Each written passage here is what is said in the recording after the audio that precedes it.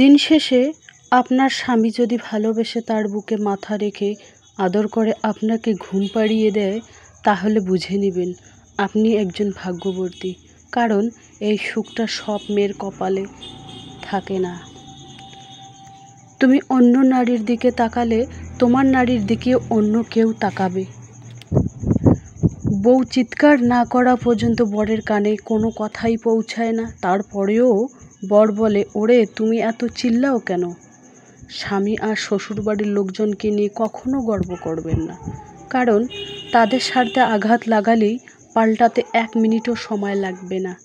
আপনার ছোটোখাটো একটা ভুল করলেই বুঝতে পারবেন তাদের কাছে আপনার মূল্য কতটুকু। পুরানো বন্ধু হলো সোনা আর নতুন বন্ধু হলো হিরে। তাই বলে নতুন বন্ধু পেয়ে পুরনো বন্ধুকে ভুলে যেও না। মনে রেখো, সোনা দিয়েই আংটিতে হিরেকে ধরে রাখতে হয়। 20 টাকা করে 365 দিনে লাখপতি হওয়ার কৌশল, অল্প আয়েও টাকা জমানোর সহজ উপায়, মানি সেভিং টিপস। তো আমার শখের ছোট্ট বারান্দাটা পরিষ্কার করে গুছিয়ে নিলাম, আলহামদুলিল্লাহ। সেই ব্লগটাই আজকে তোমাদের কাছে আমি শেয়ার করব। তো নতুন দিনে নতুন আরেকটি ব্লগ ভিডিও নিয়ে হাজির আমি আপনাদের মাঝে, সাভানা, ভারতের ছোট্ট একটা গ্রাম শীতলকুচি জেলা থেকে বলছি। তো welcome back to my channel. আসসালামু আলাইকুম। তোমরা সবাই কেমন আছো? আমি আশা করি তোমরা সকলে ভালো আছো। আলহামদুলিল্লাহ আমিও ভালো আছি, আর আমার পরিজনদের নিয়ে আলহামদুলিল্লাহ আমি ভালোই আছি। আর আমার প্রাণপ্রিয় কলিজা আপু ভাইয়ারা, তোমরা সবাই কেমন আছো? আমি আশা করি তোমরা সকলে ভালো আছো। তো বরাবরের মতো না, ব্লগটা আমি সকাল থেকেই শুরু করে দিলাম। আর যা গরম পড়েছে, লাইটের তো কোনো আতা পাতাই নেই। খুব ভোরে মনে হয় 4টে সাড়ে 4টের দিকে লাইট চলে গেছে, এখনও লাইটের কোনো আতা পাতা নেই। তো ভাবলাম যে ব্লগ তো আমার প্রত্যেক দিন বিকাল 4টায় আসে, তো কোনো না কোনো ব্লগ তো তোমাদের কাছে শেয়ার করতে হবে। তো রুমের ব্লগ তো আমি শেয়ার করতে পারবো না, কারণ রুমের মধ্যে কোনো লাইট নেই। তো ভাবলাম যে শখের ছোট্ট বারান্দাটা পরিষ্কার করে গুছিয়ে নিই।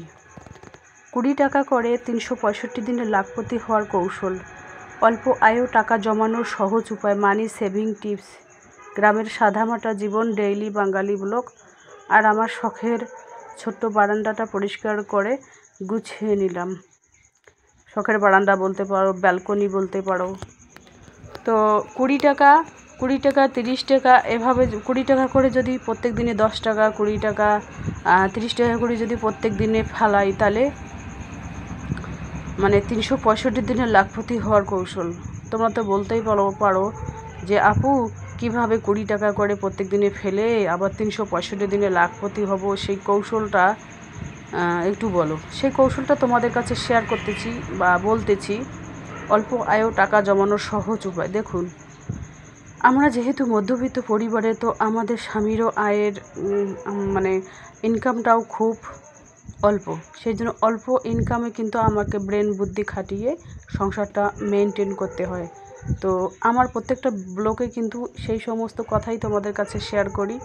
আমি জানি না তোমাদের আমার ভিডিওটা কীরকম লাগে। যদি আমার ভিডিওর কোনো না কোনো অংশে ভালো লেগে থাকে, তাহলে like comment share and subscribe করে দিবেন আর পাশে থাকবেন। তো চলো, শখের ছোট্ট বারান্দাটা পরিষ্কার করে গুছিয়ে নিই। অফ ক্যামেরায় কিন্তু আমি প্রত্যেক দিনে একবার করি ঝাড়া মোছা করি, কিন্তু ওই ঝুল ঝাড়াটা সপ্তাহে 1 দিন বা 10 দিনে 1 দিন করি। ঝুল তো প্রত্যেক দিনই ঝাড়তে হয় না, তাই না?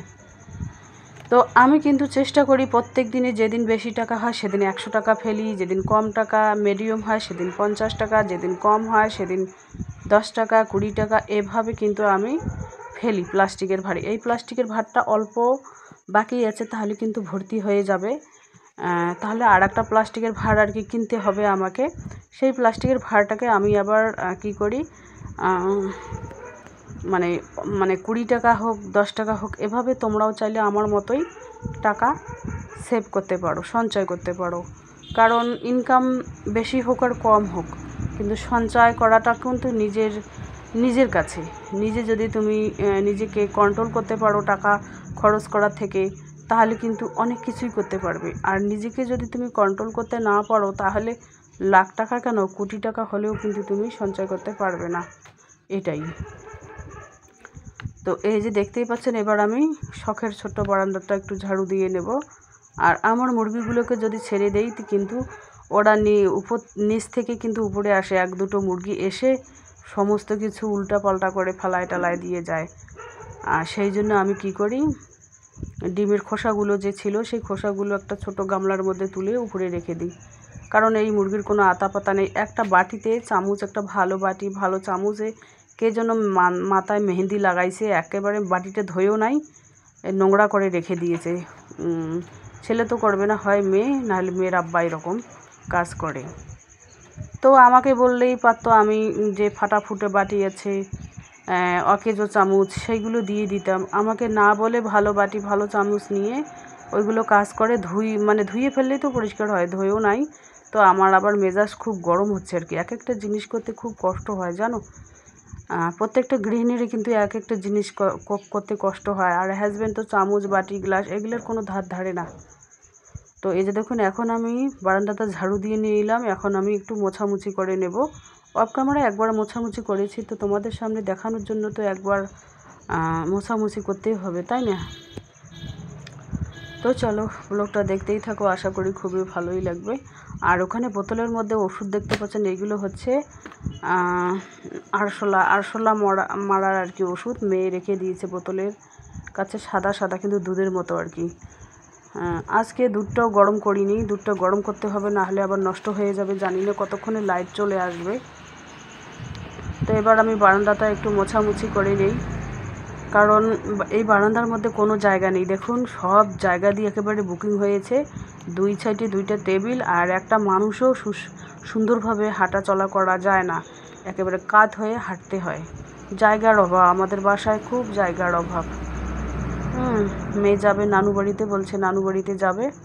তাই বলছিলাম ঠিক আছে যাও। প্রত্যেকদিন দুপুরবেলায় আর কি নানু বাড়িতে যায়, পুকুরে মাছ ধরে।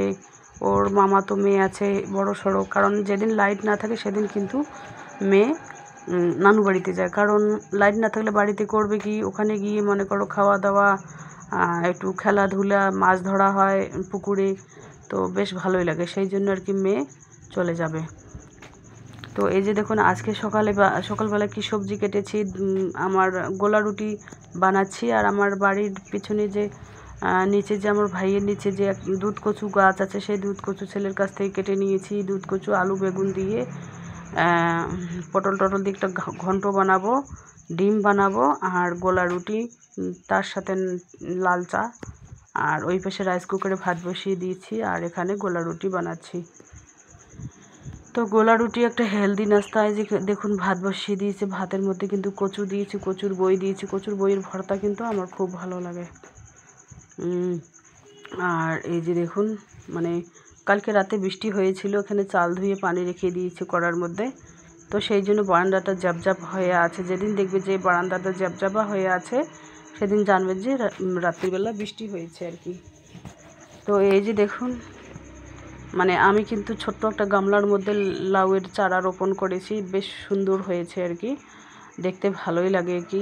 একটা ছোট গামলার মধ্যে আরও ধনে পাতার বীজ নিয়ে আসবো, এসে একটা ছোট গামলার মধ্যে রোপণ করব, তাহলে কিন্তু ধনে পাতাও হয়ে যাবে। আলহামদুলিল্লাহ রান্না খাওয়া কমপ্লিট হয়ে গেল। এখানে দেখতে পাচ্ছেন ব্যাগ ডেলিভারির জন্য আমি যাচ্ছি, তো টোটোয় করে যাচ্ছি আর কি। এই যে দেখুন টোটোয় করে যাচ্ছি। আর এই যে দেখুন গ্রামের রাস্তাঘাট আর দোকানপাট এরকমই হয়। তো গ্রামের মধ্যে শান্তি আছে অনেক, শহর থেকে গ্রামের মধ্যে শান্তি অনেক আছে আর কি। তো যাই হোক, এই যে টিনের বাড়ি ঘর দুয়ার, গরু বাছুর, সুপারি গাছ, সবুজ গাছপালা, এইগুলো তোমাদের কাছে শেয়ার না করলেই নয়। তো এই দেখুন রাস্তার দুই ধারে মানে ছোট্ট টিনের ছাপড়া কুড়ে ঘর, তার সাইডে কাপড় শুকোতে দিয়েছে, কি ভালোই না লাগছে। তো ভাবলাম যে একটু তুলে ধরি, সুপারি গাছগুলো কত সুন্দর হয়েছে, আর গরু সারি সারি বাঁধা আছে। আর এই যে দেখুন টিনের ঘরগুলো, কলা গাছ, মানে জাস্ট অসাধারণ লাগে আর কি। আর গ্রামের মধ্যে বেশিরভাগ দেখতে পারবেন এই টিনের কুড়ে ছাপড়া ঘর। টিনের কুড়ে ছাপড়া ঘরগুলো গরিব মানুষরা খুব সুন্দরভাবে মজা করে থাকে ওখানে। তার সামনে ছোটো টার বেঁধে ওখানে কাপড় শুকায়। আমরাও তো গরিব, তাই না? ওদের গরিব কেন বলি? আমরাও তো গরিব। গরিব না হলে কি আমরা বিদেশে থাকতাম? হাজব্যান্ড যেহেতু প্রবাসে থাকে, যাদের যাদের হাজব্যান্ড প্রবাসে থাকে, ওয়াইফ প্রবাসে থাকে, তারা কিন্তু সবাই গরিব। ধনী কাদের বলে? যারা বাড়িতে সবসময় থাকতে পারে তাদেরই তো ধনী বলে। তো গ্রামের সাদামাটা জীবন ডেইলি বাঙালিগুলোকেই তোমাদের কাছে শেয়ার করলাম। এই যে দেখুন কত সুন্দর পরিবেশ, গ্রাম্য পরিবেশ সম্পূর্ণ। তো চলো আজকের ব্লগ এ পর্যন্তই। ততক্ষণ তোমরা সবাই সুস্থ থাকো, সাবধানে থাকো। টাটা, আল্লাহ হাফেজ। এই যে দেখুন ছোট ছোট টিনের চাপড়া করে